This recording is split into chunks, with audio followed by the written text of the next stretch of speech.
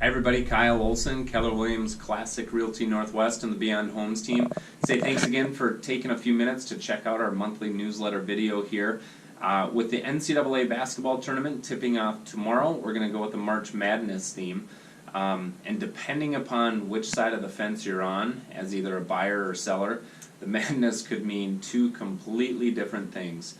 So in last month's video, we talked about supply and demand, meaning supply is way down in the Twin Cities. There just aren't that many homes for sale, and the buyer demand is super high.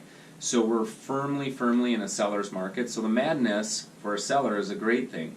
It's a reasonable expectation that if you get your home ready, we stage it, take professional photography, price it accordingly, it shows up well online, through our networking, through our marketing. It's a very reasonable expectation to have really high demand, really high activity right out of the gates. It's not unrealistic to think in most price points that we might end up in a multiple offer situation, which usually means selling for more than what we're asking. Now on the other side of the coin, or the other side of the fence, for a buyer, this madness is just that. It's downright maddening.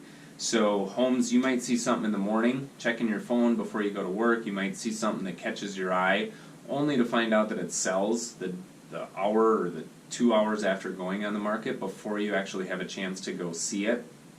Or homes are getting bid up, where it started in the price point that you're comfortable with, and by the time the dust settles, it sells for 10, 20, 30% more than where it started. So a couple recent examples of that. Sold a house in Bloomington recently. We had 28 offers. It sold for 16% more than what we were asking. That was in 3 days. In Blaine, we had 4 offers. It sold for more than what we were asking in 2 days, I believe. And in Brooklyn Park, another recent success story. We had 5 offers, 3 days. It was about 4% more than what we were asking. So what I wanted to talk to you about today, very early in my career, a veteran agent pulled me aside. I was 23 years old, and he said, you know what, Kyle, if you want to be successful in this, the sooner that you can start focusing on solutions rather than problems, the sooner you'll be able to set yourself apart from the thousands of other real estate agents here in the Twin Cities. So what does that look like in today's market? If you're a buyer, the problem is that there just aren't that many homes for sale. So what are the solutions? And this is where our team's experience, being in the trenches, having won a whole bunch of recent multiple offer situations over the last 12 or 18 months, it's where the experience comes into play. So as a buyer, the key to winning in a multiple offer situation right now, the solution to that is being flexible. And what does that look like? It could be being flexible on your close date. So giving the seller enough time that says, look, we don't have to close in 35 days.